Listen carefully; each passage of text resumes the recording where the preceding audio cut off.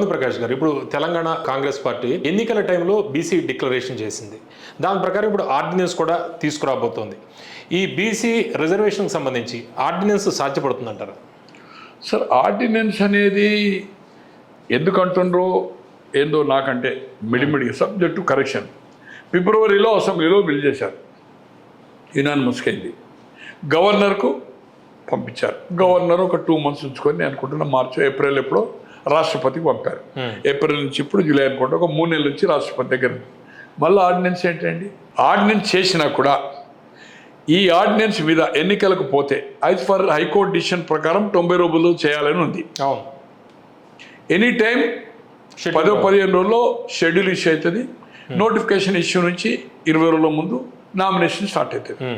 ఎవరొకరు కోర్టుకు పోయినా, ఏ ఒక్క ఓటర్ 18 years నిండినవాడు, ఏ ఒక్క అభ్యర్థి సింగిల్ మ్యాన్ కోర్టుకు పోయినా కోర్టు ఒప్పుకోదు. సుప్రీంకోర్టు అత్యున్నతమైన న్యాయస్థానము 50% కంటే దాంట్లో వీల్లేదని తీర్పిచ్చింది. దాని ప్రకారం గతంలో రాజశేఖర రెడ్డి గారు కూడా మైనార్టీది 6% చేసినప్పుడు more than 50% subject to correction cross అవుతుంది కనుక దాన్ని 4 కుదించడం జరిగింది. లేకపోతే 52 ఎంతో అవుతుంది. దాన్ని ఏదైతుందో అతను 4% చేసి 4% మైనార్టీ జరిగింది. అదే కాక చంద్రబాబు గారి హయాంలో అసెంబ్లీలో చేసి రాజ్యాంగ అది ఆర్డినెన్స్ ఆయన చేసి కేటగిరైజేషన్ చేసి ఏదైతుందో రిజర్వేషన్ ఇచ్చిండు. ABCD వర్గీకరణ కోర్టు ఏదైతుందో దాన్ని అప్పుడు చేయడం జరిగింది. ఇది రాజ్యాంగ సవరణ జరగాలని, అమెండ్మెంట్ జరగాలని. అలాగే ఏదైతుందో షెడ్యూల్ 9 ఎంతో, నేను దాంట్లో పర్ఫెక్ట్ కాదనుకోండి, ఖచ్చితంగా ప్రెసిడెంట్ ఏదైతుందో పార్లమెంట్కి పంపి, పార్లమెంట్లో రాజ్యసభలో 2 సభల్లో సవరణ చేసినప్పుడే ఈ రిజర్వేషన్ సాధ్యమవుతుంది, లేకపోతే అయ్యేది కాదు.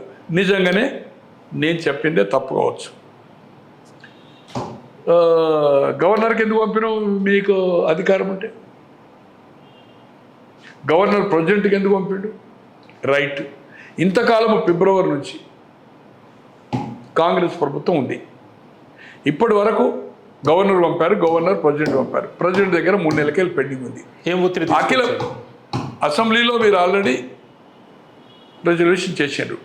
ఇప్పటి వరకు మీరు ప్రెసిడెంట్ గారి దగ్గరికి, ప్రధానమంత్రి గారి ప్రెసిడెంట్ గారి దగ్గరికి పోయి ఇప్పటి వరకు పార్టీ తరఫున అఖిల పక్షమో పార్టీనో ఎప్పుడన్నా ఇన్నిసార్లు ముఖ్యమంత్రి గారు వాళ్ళు మంత్రులు పోయారు, ఎప్పుడన్నా ఒకసారి ఒక రిప్రజెంట్ చేశారా? ఎందుకు చేయాలి?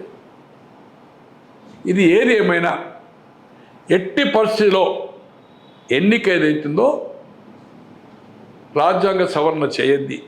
ఉభయ సభల్లో మాదిగమాల ఇష్యూ అంటే కేటగిరైజేషన్ ఆఫ్ దళితులు చేసినప్పుడు చంద్రబాబు గారు ఏదైతుందో అసెంబ్లీ చేసి ఇంప్లిమెంటేషన్ స్టార్ట్ చేశారు.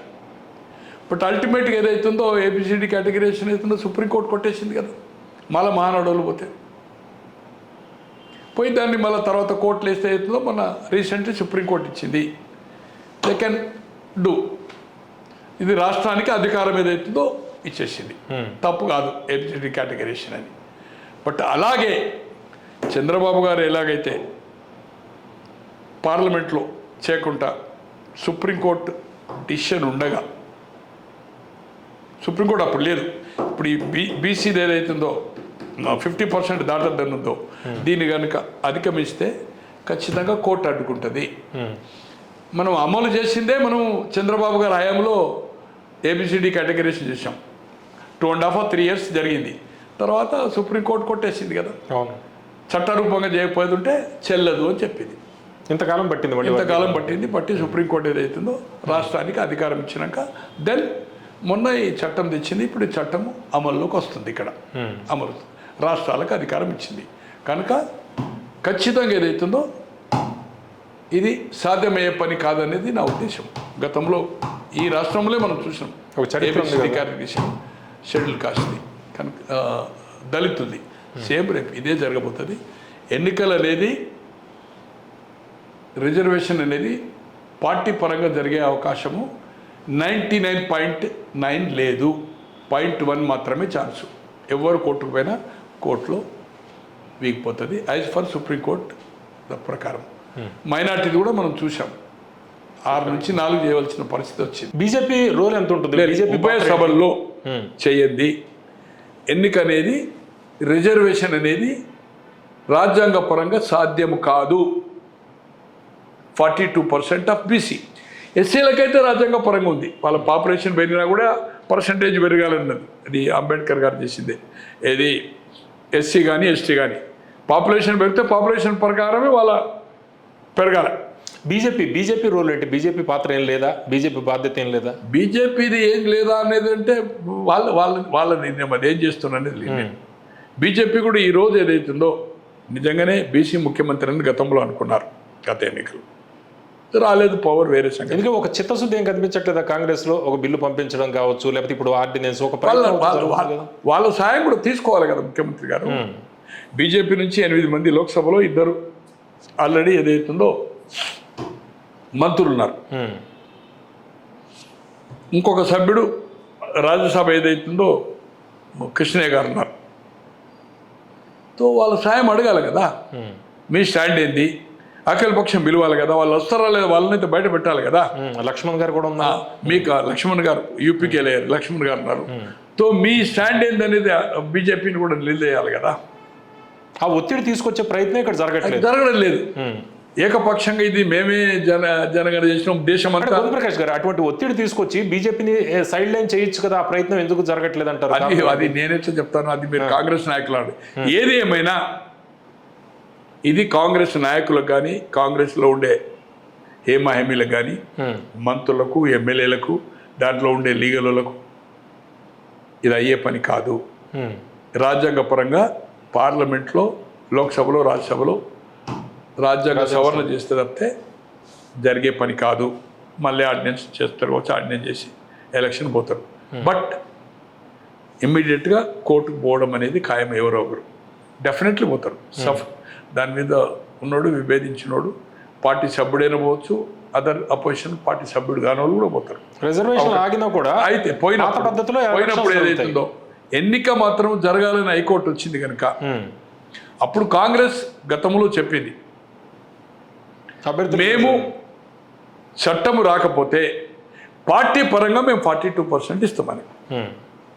ఇవ్వచ్చు, ఇచ్చి ఎన్నికలకు పోవాలి. ఎందుకంటే హైకోర్టు డిసిషన్ కాంగ్రెస్ అంటది కోర్టు అడ్డుకున్నది, మేము రాజ్యాంగ పరంగా చేయలేము, పార్టీ పరంగా మేము నిర్ణయానికి సిద్ధము. దీనికి బీఆర్ఎస్ కానీ బీజేపీ కానీ సిద్ధమా కాదా, వాళ్ళు అవుతారా కాదా అనేది వేరే సంగతి. బట్ కాంగ్రెస్ పార్టీ దీంట్లో కామారెడ్డి డిక్లరేషన్ ప్రకారము రాజ్యాంగ సవరణ జరగకుండా ఖచ్చితంగా ఎన్నిక అనేది సుప్రీం హైకోర్టు ప్రకారం పోవాలనుకున్నప్పుడు 42% ఏదైతుందో టికెట్లు ఏదైతుందో బలైన వర్గాలకు ఇవ్వాలి. దాంట్లో ఖచ్చితంగా ఆ నిర్ణయానికి కట్టుబడి ఉండాలి అన్నారు. ఇవ్వకపోతే నష్టపోయేది కాంగ్రెస్ పార్టీ. ఇచ్చేటట్టే కనిపిస్తుంది. ఆల్రెడీ ఈ ఆర్డినెన్స్ తీసుకురావడానికి ఒక చిత్తశుద్ధి ఓవరాల్ గా కనిపిస్తున్నట్టు కొంత జరుగుతుంది. అయితే చూస్తే బెనిఫిట్ అవుతుందా? బీసీలు ఓన్ చేసుకుంటారా కాంగ్రెస్? అది మనం చెప్పలేము.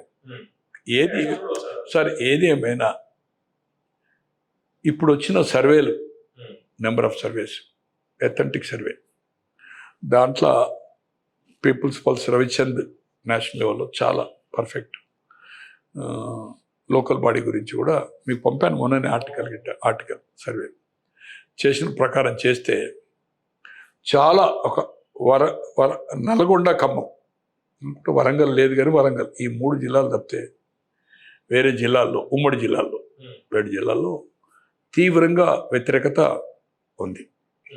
ఎమ్మెల్యేల మీద ఇండివిజువల్ బెటర్ కాదా అనుకున్నది ఇచ్చినప్పుడు కూడా నెక్ టు నెక్ లే ఉండే. అంటే ఓన్లీ దట్ ఈజ్ ఒపీనియన్, ఒకటి సింగిల్ వర్డ్, ఆయన పని బాగుందా లేదా అనే దాని మీద. ఎమ్మెల్యేది అంత ముంచేశారు. దాని పాయింట్ ఆఫ్ చూసినా కూడా మొన్నటి లోకల్ బాడీ కూడా గ్రౌండ్ చాలా బాగా చేశారు. చూస్తే మాత్రము మౌత్ టాక్ మాత్రం నేను కూడా కొన్ని అంటే డిఫరెంట్ వాళ్ళతోటి దీనికంటే ముందు ఇప్పుడు ఎక్కడ టాక్ చూసినా కొన్ని వందల మందితో మా సిటీలు కాక నేను జిల్లా వాళ్ళతో నీరజపడు బాగా నెగటివ్ ఉంది అనేది వచ్చింది. ఎందుకంటే బీఆర్ఎస్ వెరీ అగ్రెసివ్గా ఇచ్చిన హామీలు అమలు కాలేదనేది అయితే నిత్యం పోరాటం చేస్తుండ్రో ఇది ప్రజలకు ఆకర్షితమైంది. పాజిటివ్ అంటే ఇప్పుడు మరి పోరాటం చేసింది బీఆర్ఎస్ చేస్తుంది. బీఆర్ఎస్ ఇప్పుడు రైతు ఉంది ఎగ్జాంపుల్, రైతు ఈజ్ హ్యాపీ.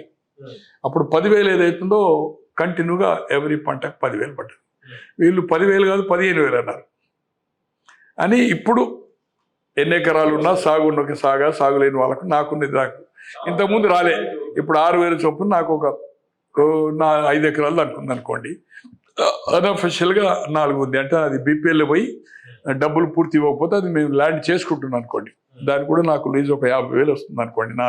5 ఎకరాలకు 5 ఎకరాలు అది దానికి రాదు. ఎందుకంటే దానికి స్పాట్ పేమెంట్ ఉంది కనుక మేము ఇంకా ల్యాండ్ వాళ్ళు కంప్లీట్ బీపీఎల్ ప్రాజెక్ట్ ఇంకా స్టార్ట్ కాలే.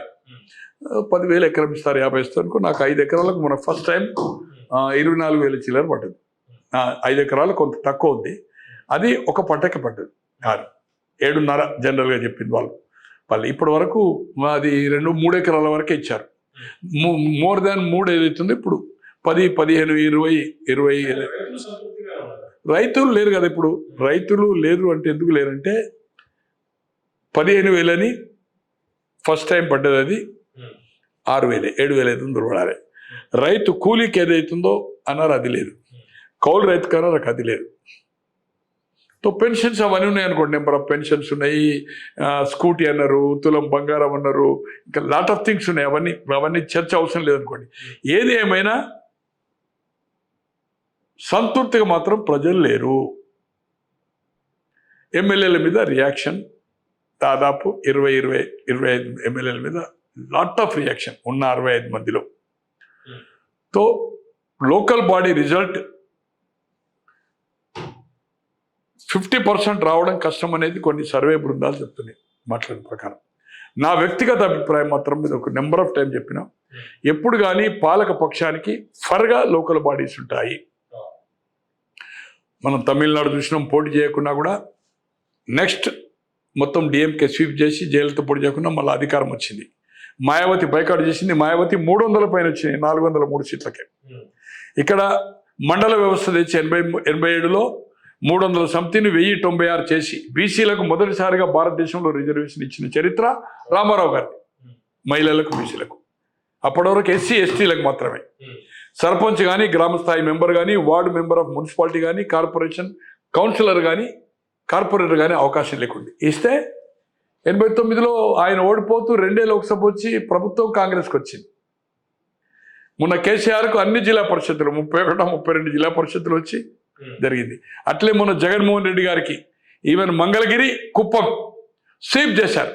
అటువంటిది 11 అసెంబ్లీ వచ్చాయి. లోకల్ బాడీకి దీనికి వ్యతిరేకం ఉంది. తో రేపటి ఎన్నికల్లో నా వ్యక్తిగత అభిప్రాయం మాత్రం ఖచ్చితంగా కాంగ్రెస్కు మోర్ దాన్ 26-27 జిల్లా పరిషత్తులు ఖాయము. 32లో మోర్ దాన్ 25 మినిమం 25. 70% పైన ఏదైతుందో మున్సిపాలిటీస్ మినిమం వస్తాయి. అట్లే జిల్లా పరిషత్తులు కానీ, ఎంపీపీలు కానీ సర్వేలు మాత్రము, అభిప్రాయం మాత్రము 50% రావడం కష్టము. 50% బీఆర్ఎస్ కావాలి. కానీ బీజేపీ బాగా ఇంప్రూవ్ అవుతుంది. ఎప్పుడైతే మొన్న ప్రెసిడెంట్ అయిందో దాన్ని కొంచెం టాక్ ఏదైతుందో డైల్యూట్ అయింది. వాళ్ళు కూడా ఈసారి ఏదైతుందో తెలుగుదేశం, పవన్ కళ్యాణ్ కూటమి అంటే 85% బీజేపీ ఉంటుంది అనుకోండి. ప్రతి గ్రామంలో మండల్ టీసీకి బీఫామ్ ఇస్తా అనే ఆలోచన బీజేపీలో ఉన్నట్టుగా వాళ్ళ నాయకులతో మాట్లాడినప్పుడు చెప్తా ఉన్నారు. అలాగే ప్రతి మున్సిపాలిటీలో ప్రతి వార్డుకు మా బీఫామ్ ఉంటుంది, అంటే మా క్యాండిడేట్ ఉంటాడు. ఓట్లు ఎన్నా వేరే సంగతి, పోటీ చేయడం అనేది ఖాయం అనేది వాళ్ళకు ఉంది. కాకుండా వాళ్ళకు 5 జిల్లాల్లో ఆదిలాబాద్, నిజామాబాద్, మెదక్, మహబూబ్ నగర్ అండ్ కరీంనగర్ 5 ఉమ్మడి జిల్లాల్లో 5 లోక్సభ సభ్యులు ఉన్నారు. 3 జిల్లాల్లో లేరు, వరంగల్, నల్గొండ అండ్ ఖమ్మం. హైదరాబాద్ రంగారెడ్డి అనుకున్నప్పుడు 3 లోక్సభ సభ్యులు, విశ్వేశ్వరరెడ్డి, ఈటెల అండ్ కిషన్ రెడ్డి. 2 మంత్రులు. 3 జిల్లాలు తప్పితే వాళ్ళకు 7 జిల్లాల్లో 10 జిల్లాల్లో ప్రతినిధులు లోక్సభ సభ్యులు ఉన్నారు. వాళ్ళు కూడా యాక్టివ్గా ఉన్నారు. వాళ్ళు కనుక ఈ 3 నెలలు గట్టిగా పనిచేసి చేస్తే బీజేపీ డివిజన్లో ఓట్లు డివిజన్లు ఏది ఏమైనా నా వ్యక్తిగత అభిప్రాయం, సర్వేలు మాత్రము పబ్లిక్ టాక్ మాత్రము కాంగ్రెస్కి ఏదైతుందో 50% క్రాస్ కాదు అనే అభిప్రాయం వస్తుంది. ఈ 2 జిల్లాలు చాలా స్ట్రాంగ్ అంటే స్ట్రాంగ్.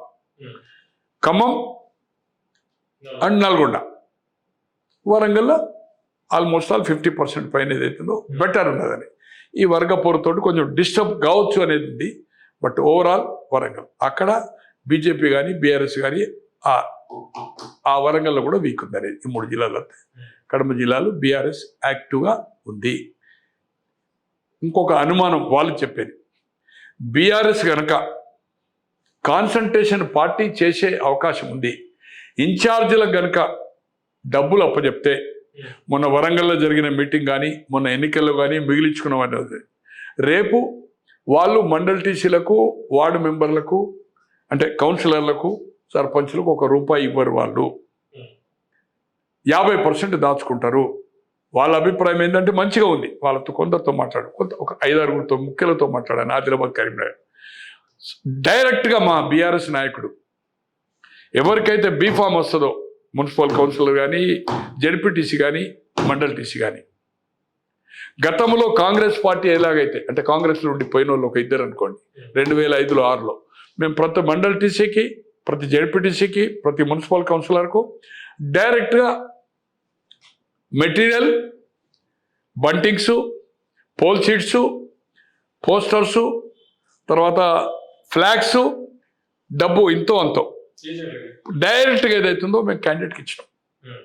ఇక్కడి నుంచి పోయి నేను దాంట్లో ఆదిలాబాద్ కానీ సిర్పూర్ కానీ వరంగల్ కానీ అక్కడ ఎమ్మెల్యేని కూర్చుని కౌన్సిలర్ అభ్యర్థులకి డైరెక్ట్ ఇచ్చినాం. ఎవరిది వాళ్ళకు. ఇక ఇండివిజువల్గా ఎమ్మెల్యే కొంత ఖర్చు పెట్టుకున్నాడు, వాళ్ళకి ఇచ్చాడు కావచ్చు, వాళ్ళు పెట్టుకున్నారు. బట్ అలా ఇస్తే తప్పితే లేకపోతే మిస్యూజ్ జరుగుతుంది అనేది అభిప్రాయము బీఆర్ఎస్ నాయకుల్లో ఉంది. డబ్బులు డెఫినెట్గా ప్రెస్టేజ్గా తీసుకుంటారు. వాళ్ళకు ఇప్పుడు కూడా ఛాలెంజ్ చేస్తూ ఉన్నాడు కేటీఆర్, ఎన్నికలు పెట్టండి అని. పెట్టండి అంటే డబ్బులు ఇవ్వకుండా పోరాటం చేయమని చెప్పరు కదా. మన మీటింగ్కే డబ్బులు ఇచ్చారు. ఖచ్చితంగా అవుతుందో డబ్బులు పుష్కలంగా ఉన్నాయి వాళ్ళ దగ్గర, పార్టీలో బ్యాంక్ అకౌంట్లో ఉన్నాయి, నాయకుల దగ్గర ఉన్నాయి. కలెక్ట్ చేయగలుగుతాడు కేసీఆర్ గారు. అది ప్రతి మండల టీసీకి ఎవరికైతే బీఫామ్ ఉంటుందో బీఫామ్ ఎంత అయితే ఇవ్వాలో మండల స్థాయిలో జడ్పీ అండ్ మున్సిపల్ కౌన్సిలర్కు పోటీ చేసే వాళ్ళకి ఇస్తే కొంత లోకసభ కంటే బెటర్ రిజల్ట్. అసెంబ్లీలో 39 వచ్చినాయి, లోకసభ 0 వచ్చినాయి. కొంత బెటర్, లోకసభ కంటే బెటర్ రిజల్ట్ వస్తుందని నేను అనుకుంటాను.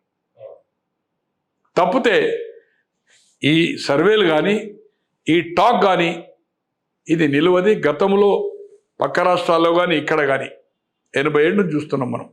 ఆ రిజల్ట్ వస్తుంది అనేది నా వ్యక్తిగత అభిప్రాయం. మాత్రం ఖచ్చితంగా మోర్ దెన్ 70% ఖాయము. జిల్లా పరిషత్తులు కూడా 25కు తగ్గాయి. మున్సిపాలిటీలు 110, 120, కార్పొరేషన్స్ కలుపుకొని 130. దాంట్లో మోర్ దెన్ 75% రావడం ఖాయము. కొన్నిట్లా హంగు వస్తుంది.